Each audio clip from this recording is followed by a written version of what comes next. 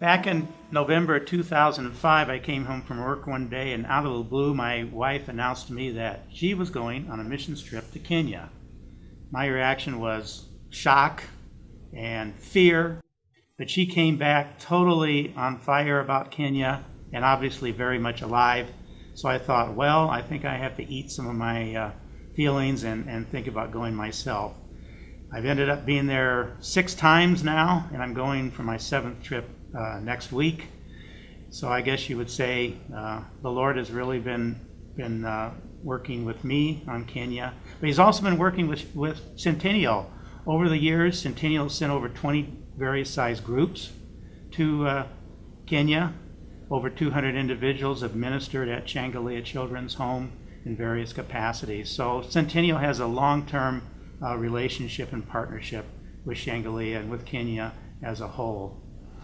Shangilia was first an orphanage up in the city of Eldoret, and our youth group was there on their very first trip in the summer of 2005 when they found themselves to be in the middle of a crisis. The chief of that area had decreed that only kids from that local tribe could be in Shangilia, but Shangilia had kids from many different tribes, so they were forced to move.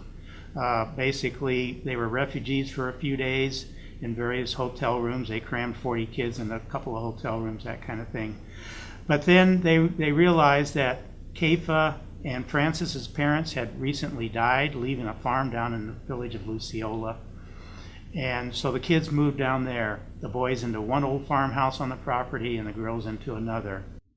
So Shangilia is not intrusive at all. It's a children's home and not an orphanage, because they want to emphasize the family nature of Shangilia as well as de-emphasize that it's an institution. Shangilia is administered by a local Kenyan board that owns the title to the property, and they are assisted by a board here in the U.S. called Love for Kenya, a 501(c)(3) that we're setting up right now. Board members from Centennial include Jennifer Christensen, Tom and Jody McClellan, Tim Reed, and myself.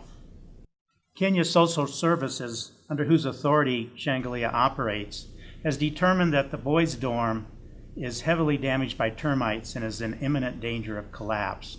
So they have ordered that a new one be built as soon as possible. We estimate that this will cost about $25,000.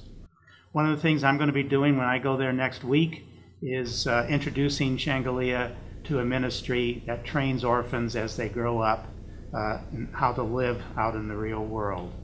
And so it's an ongoing, maturing ministry, a long-term partnership with Centennial, and we're pleased that it's a part of the Fan the Flame campaign.